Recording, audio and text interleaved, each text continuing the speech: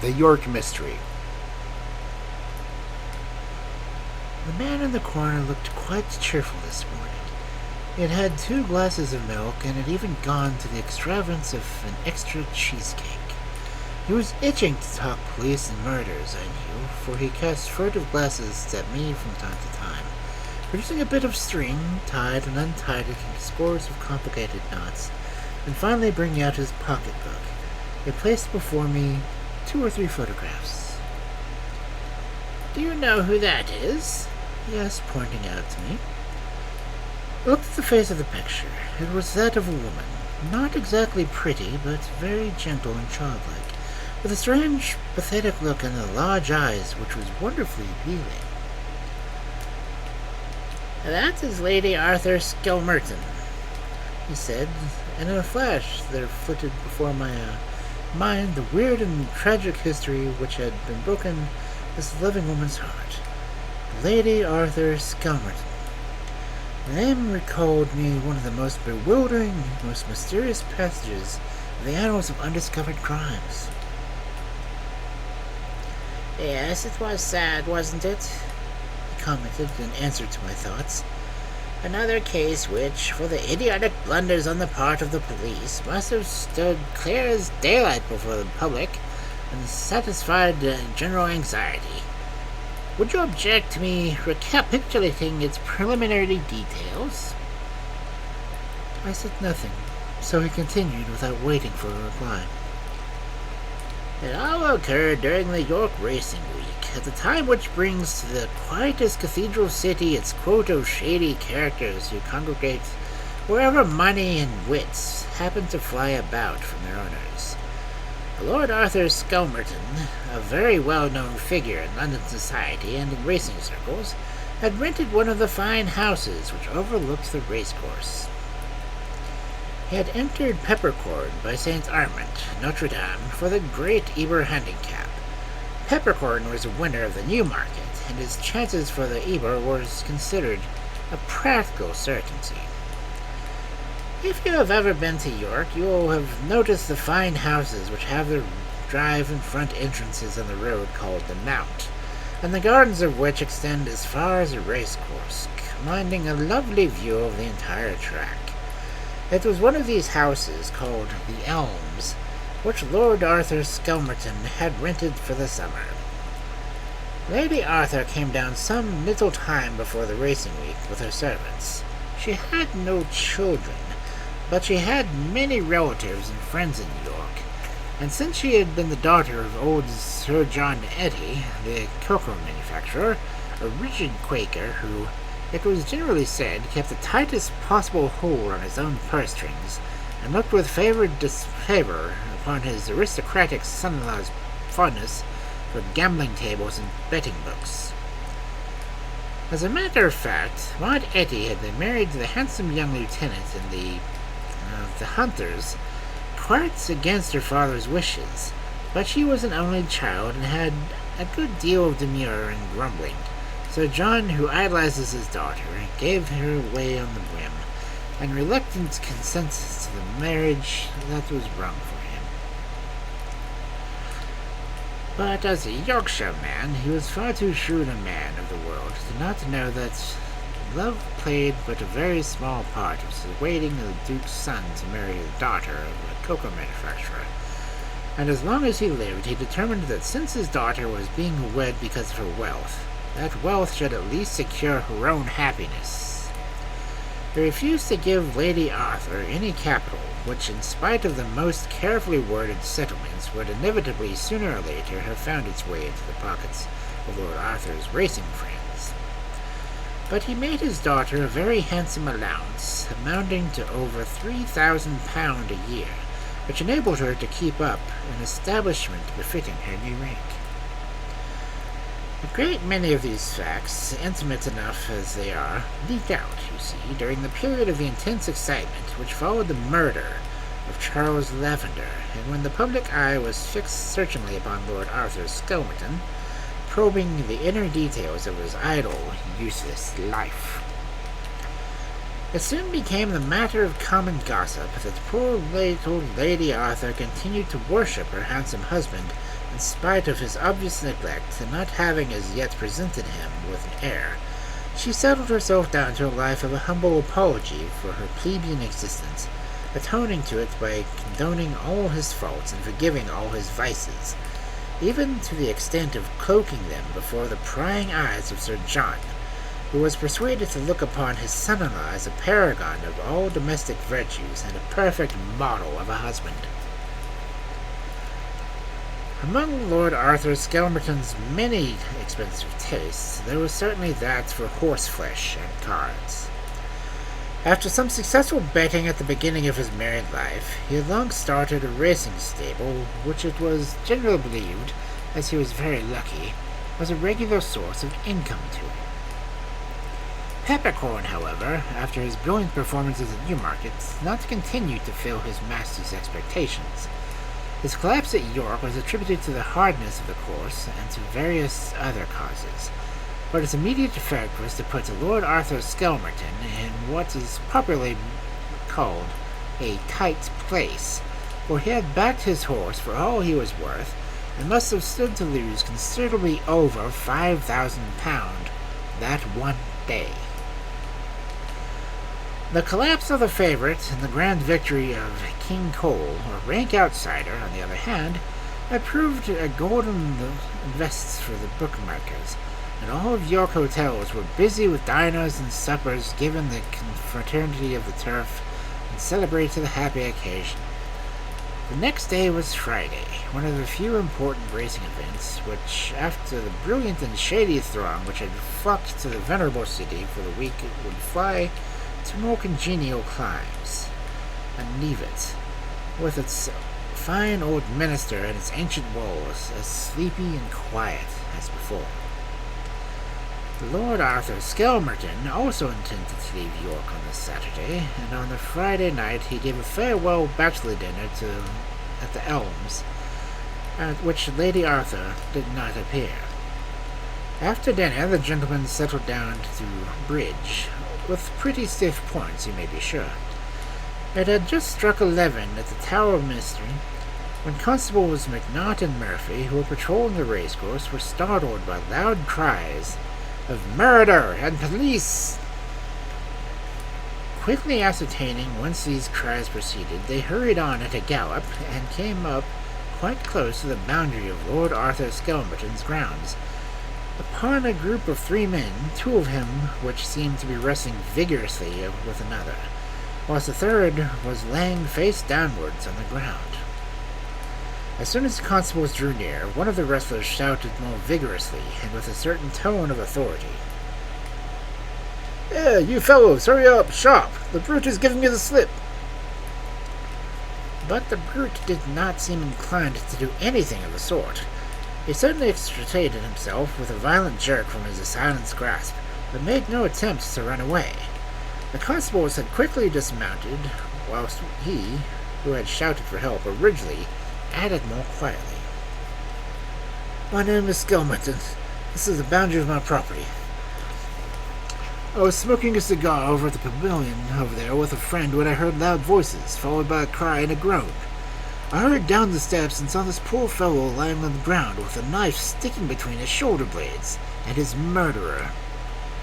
He added, pointingly at the man, who stood quietly with Constable McNaught's firm grip upon his shoulder, still stooping over the body. I was too late, I fear, to save the latter, but just in time to grapple with the assassin. "That's a lie!" interrupted the man hoarsely. "I didn't do it, Constable. I swear I didn't do it. I saw him fall. I was coming along a couple of yards away, and I tried to see if the poor fellow was dead. I swear I didn't do it." "You'll have to explain this to the inspector presently, my man," was Constable McNaught's quiet comment, and still vigorously protesting his innocence, the accused allowed himself to be led away, and the body was conveyed to the station, pending further identification. The morning papers were full of tragedy. The column and a half of the York Herald was devoted to the account of Lord Arthur Skelmerton's plucky capture of the assassin.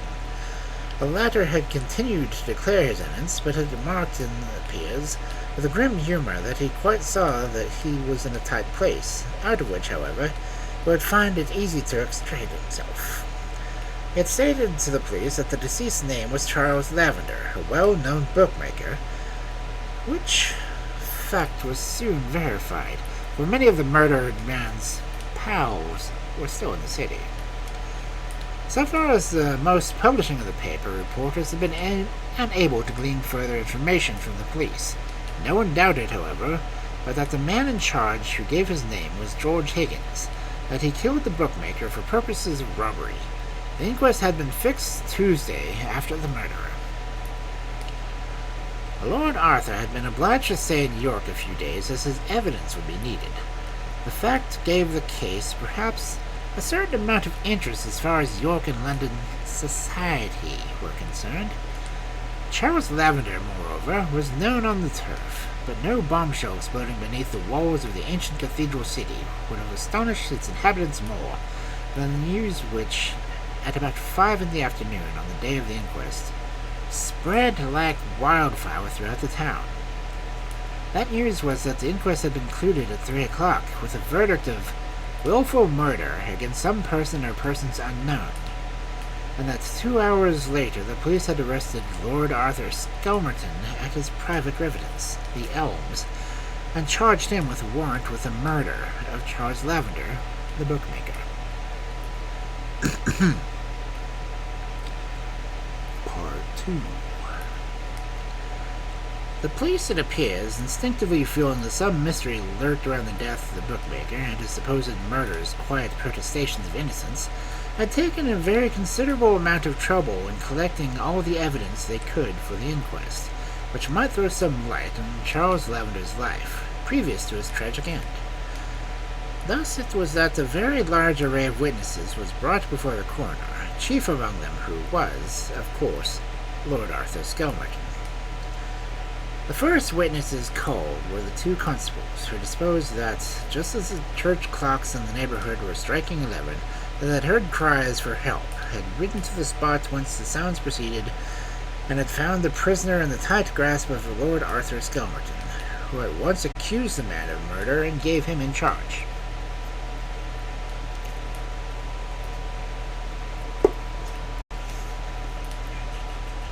Both constables gave the same version of the incident, and both were positive as to the time when it occurred.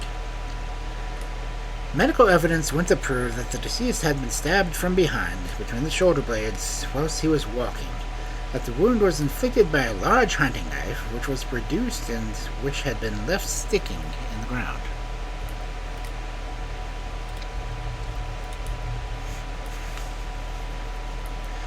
Lord Arthur Skelmerton was then called and substantially repeated what he had already told the constables. He stated namely that on the night in question he had had some gentlemen friends to dinner, and afterwards bridge was played. He himself was not playing much, and at a few minutes before 11 he strolled out with a cigar as far as a pavilion at the end of his garden. He then heard the voices, the cry and the groan previously described by him, and managed to hold the murderer down until the arrival of the constables. At this point, the police proposed to call witnesses, James Terry by name and the bookmaker by profession, who had been chiefly instrumental in identifying the deceased, a pal of his. It was his evidence which first introduced the element of sensation into the case, which culminated in the wildly exciting arrest of the Duke's son upon a capital charge. It appears that on the evening after the murder, Terry and Lavender were in the bar of the Black Swan Hotel having drinks. "I'd done pretty well over Peppercorn's fiasco," he explained, but poor old Lavender was very much down in the dumps. He had held on only a few small bets against his favorite, and the rest of the day he had been pulling for him. I asked him if he had any bets on the owner of Peppercorn, and he told me that he held only one for less than £500. I laughed and said that it was held for £5,000. It would make no difference, as far as from what I'd heard of the other fellows. Lord Arthur Skelmerton must be in past stunts. Lavender seemed particularly put out by this, and swore that he could get that £500 out of Lord Arthur, if no one else got another penny from him. "It's the only money I've made today," he says to me. "I means to get it." "He won't," I says. "I will," he says. "You'll have to look pretty sharp about it then," I says, "for everyone will be wanting to get something, and first come, first served." "Oh, he'll serve me right enough, never mind you," says Lavender to me with a laugh. "If he don't pay up willingly, I've got that up my pocket that will make him sit up and open my lady's eyes to Sir John Etton's too about their precious noble lord." Then he seemed to think he'd gone too far and wouldn't say anything more about the affair. I saw him on the course the other day and asked him if he had got his £500. He said, "No, but I'll sure get it today." Lord Arthur Skelmerton, after having given his own evidence, had left the court. It was therefore impossible to know how he would have taken this account, which threw so serious a light upon the association with a dead man, of which he himself had said nothing. Nothing could shake James Terry's account of the facts he had placed before the jury, and when the police informed the coroner of what they proposed to take George Higgins himself in a witness box, as his evidence would prove, if it were, the complete inquiry that Terry, the jury was very eagerly and assented. If James Terry, the bookmaker, should loud, florid, vulgar, was an unprepossessing individual, certainly George Higgins, who was still under the accusation of murder, was 10,000 times more so. None too clean, slouchy, obsequious, yet insolent, he was the very personification of a cad who haunts the racecourse and who lives not so much for his own wits by the lack of them in others. He described himself as a turf commission agent, whatever that may be. He stated that about 6 o'clock on Friday afternoon, when the racecourse was still full of people, all hurrying after his excitement, he himself happened to be standing close to the hedge which bounds the boundary of Lord Arthur Skelmerton's grounds. "There is a pavilion there at the end of the garden," he explained, on slightly elevated ground, and he could hear and see a group of ladies and gentlemen having tea.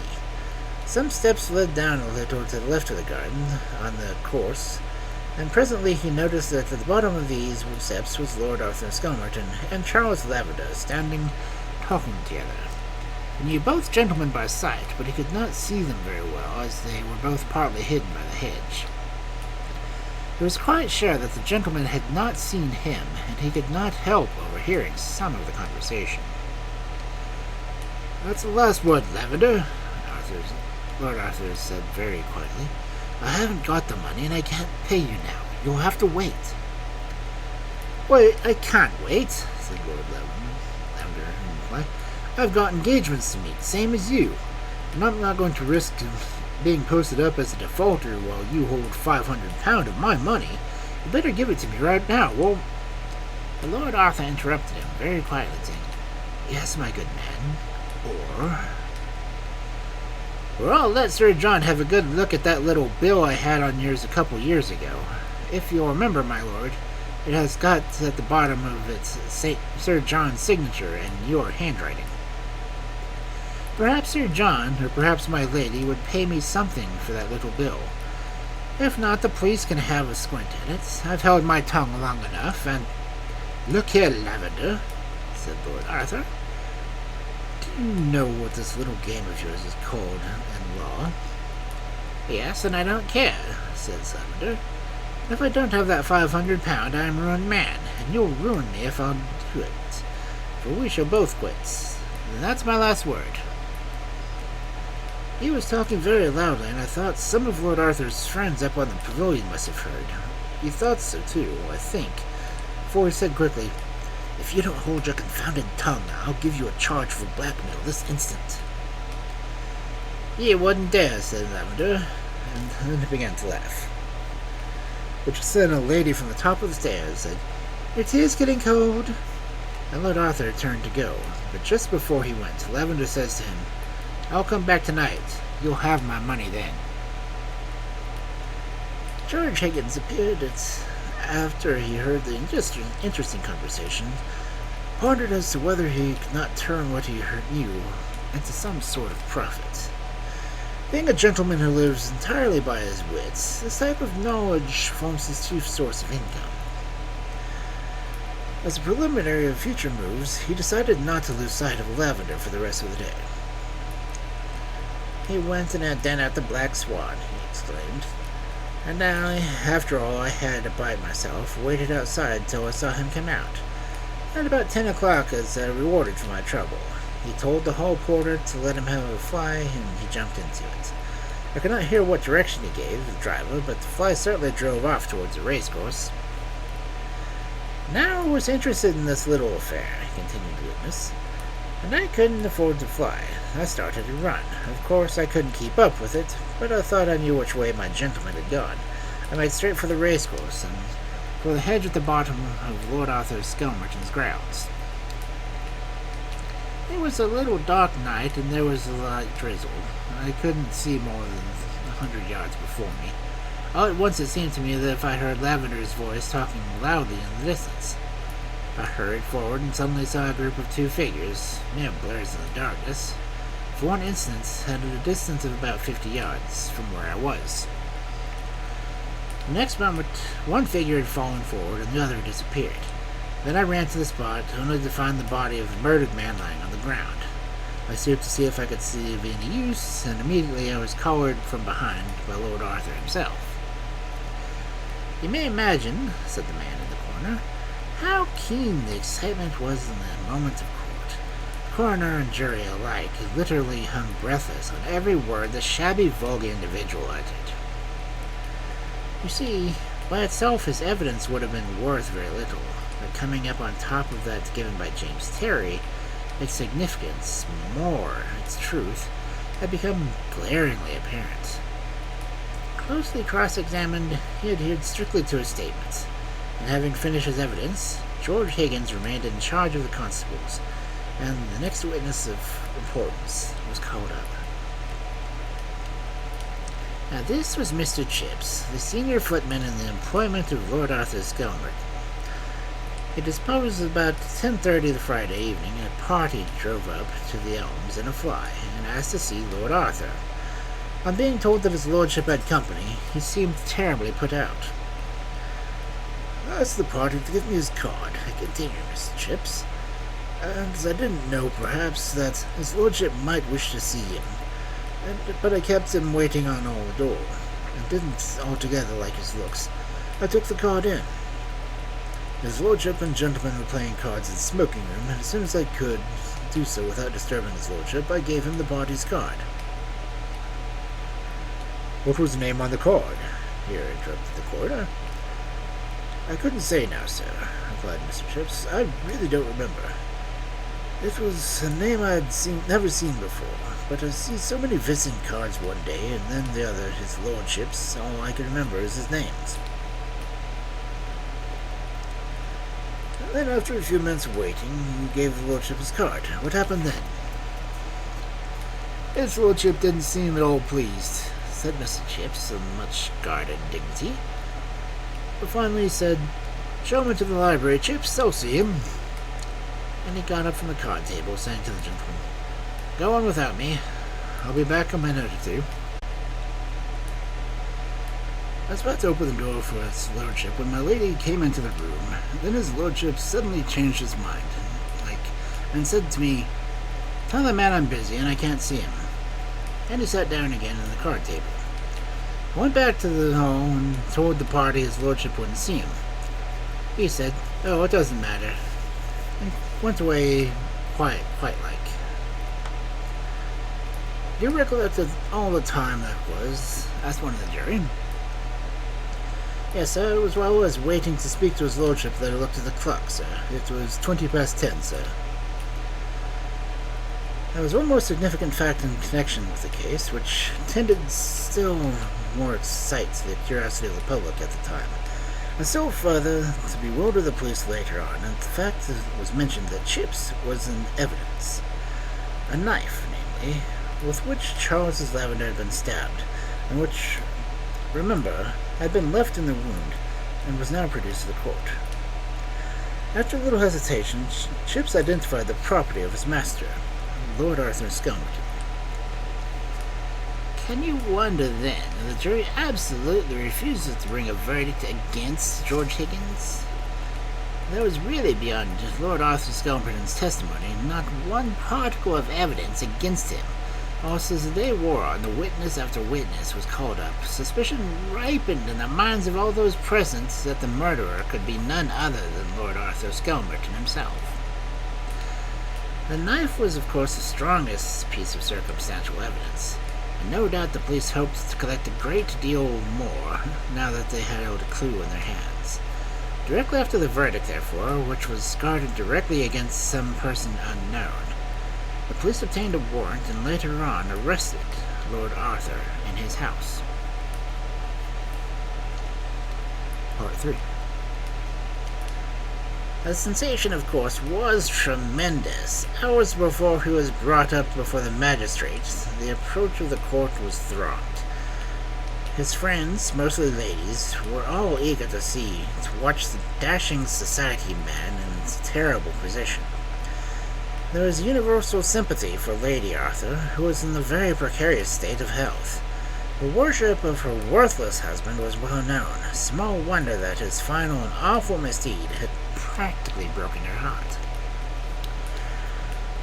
At last the prisoner was brought in. He looked very pale, perhaps, but otherwise kept up the bearing of a high-bred gentleman. He was accompanied by his solicitor, Mr. Marmaduke Ingersoll, who was evidently talking to him in quiet and reassuring tones. Mr. Buchanan prosecuted the treasury, and certainly his indictment was terrific. According to him, but one decision could be arrived at, namely that the accused in the dock had, in a moment of passion and perhaps of fear, killed the blackmailer who threatened him with disclosures which might have ever ruined him socially, and having committed the deed and fearing its consequences, probably realized that the patrolling constables might catch sight of the retreating figure and had availed himself of George Higgins' presence on the spot to loudly accuse him of murder.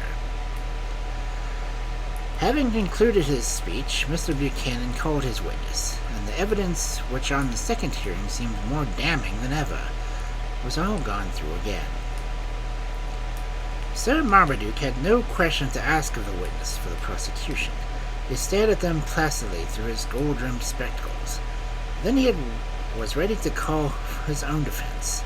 Colonel Mackintosh, R.A., was the first. He was present at the bachelor's party given by Lord Arthur the night of the murder. His evidence tended at first to be corroborate that of Chips, the footman, with regard of Lord Arthur's orders to show the visitor into the library, and his counter-order as soon as his wife came into the salon. "Do you think it's strange, Colonel," asked Mr. Buchanan, "that Lord Arthur should so suddenly change his mind seeing his visitor?" "Well, not exactly strange," said the Colonel, a fine, manly, soldierly figure who looked curiously out of his element in the witness box. "I don't think that it was a very rare occurrence for racing men to have certain acquaintances whom they would not wish their wives to know anything about." "Then did it not strike you that Lord Arthur Skelmerton had some reason for not wishing his wife to know of the particular visitor's presence in his home?" "I don't think that I gave the matter a slightest serious consideration," was the Colonel's grand reply. Mr. Buchanan did not press the point, and allowed the witness to conclude his statements. "I'd finished my turn at bridge," he said, "and went out into the garden to smoke a cigar. Lord Arthur Skelmerton joined me a few minutes later, and we were sitting in the pavilion when I heard a loud, as I thought, threatening voice from the other side of the hedge.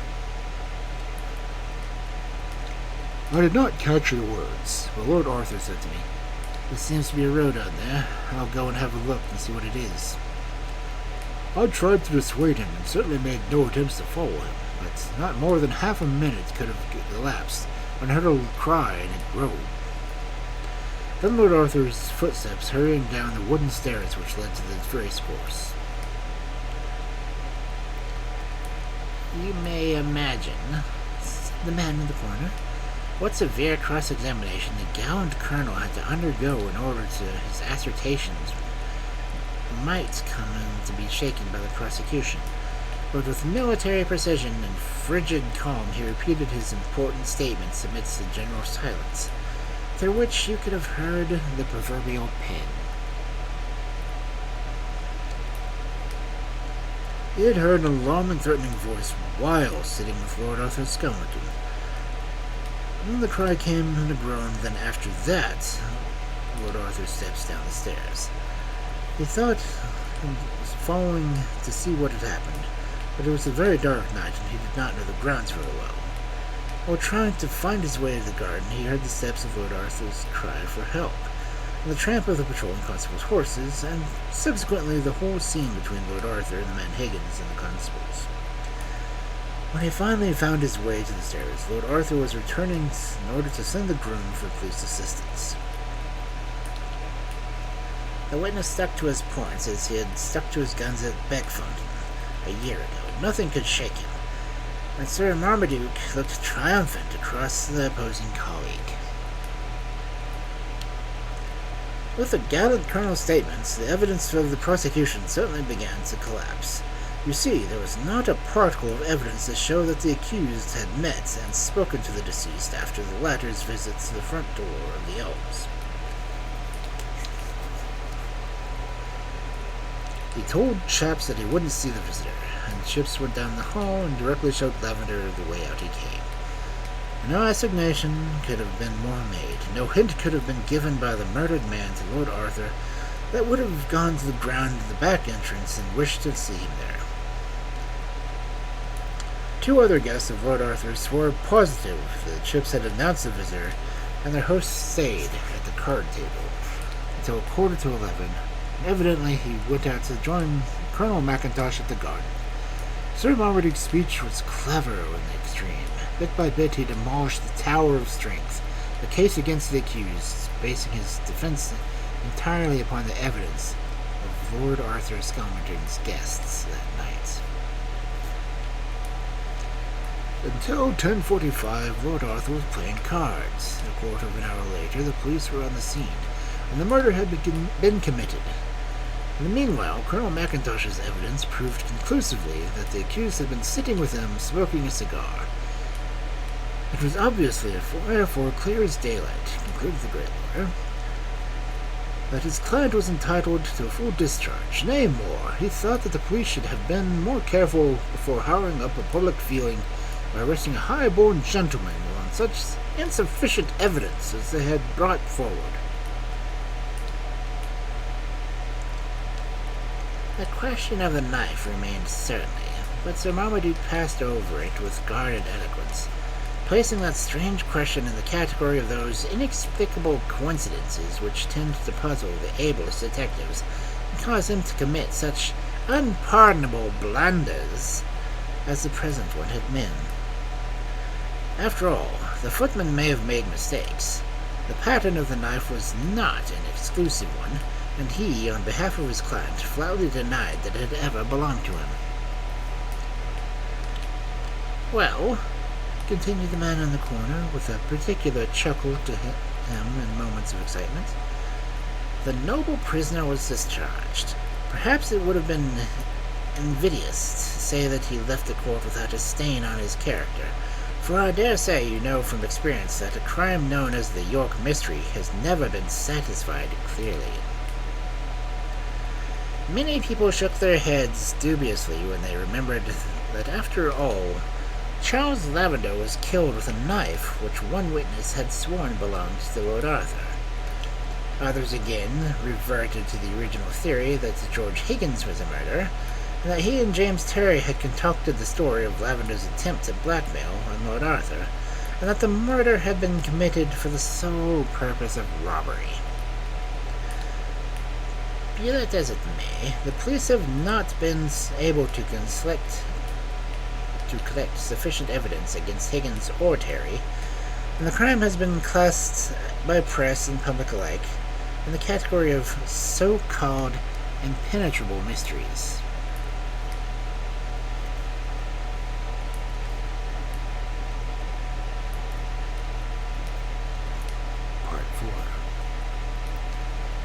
The man in the corner called for another glass of milk and drank it down slowly before he resumed.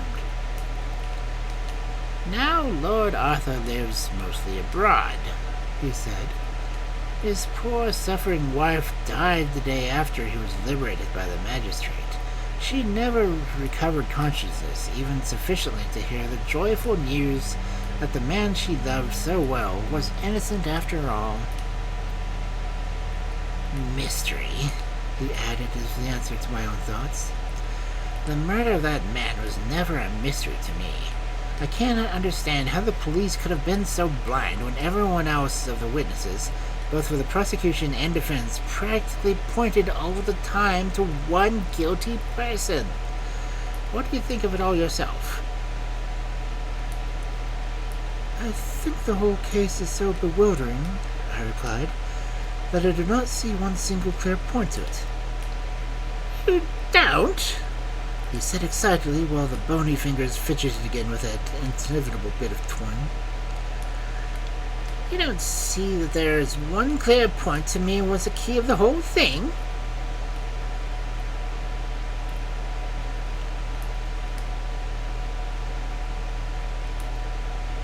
Lavender was murdered, wasn't he?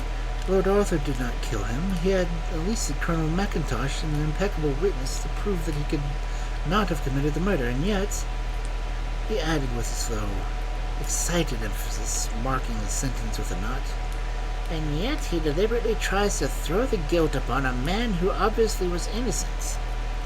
Now why? He may have thought him guilty. Or wished to shield or cover the retreat of the one he knew to be guilty. I don't understand. Think of someone, he said excitedly, someone whose desire would be as great as that of Lord Arthur to silence a scandal around the gentleman's name. Someone who, unknown perhaps to Lord Arthur, had overheard the same conversation which George Higgins related to the police and the magistrate. Someone who, whilst Chips was taking Lavender's card to his master, had a few minutes' time going to make an assassination with Lavender, promising him money, no doubt, in exchange for the compromising bills. Surely, you don't mean... I gasped. Point number 1, he interrupted quietly. Utterly missed by the police, George Higgins in his deposition stated that at the most animated stage of Lavender's conversation with Lord Arthur, and when the bookmaker's tone of voice became loud and threatening, a voice from the top of the steps interrupted the conversation, saying, "Your tea is getting cold." "Yes, but," I argued. "Wait a moment, for there is point number 2. That voice was a lady's voice. Now I did exactly what the police should have done, but did not do. I went to have a look at the racecourse side at those garden steps, which to my mind are such important factors in the discovery of the crime. I found about only a dozen rather low steps. Anyone standing on the top must have heard the very word Charles Lavender uttered the moment he raised his voice. Even then... Very well, you grant that, he said excitedly. Then there was a great, all-important point which, oddly enough, the prosecution never for a moment took into consideration. When Chips, the footman, first told Lavender that Lord Arthur could not see the bookmaker, was terribly put out. Chips then goes to speak to his master. A few moments elapse, and then the footman once again tells Lavender that his lordship won't see him. The latter says very well, and seems to treat the matter with complete indifference.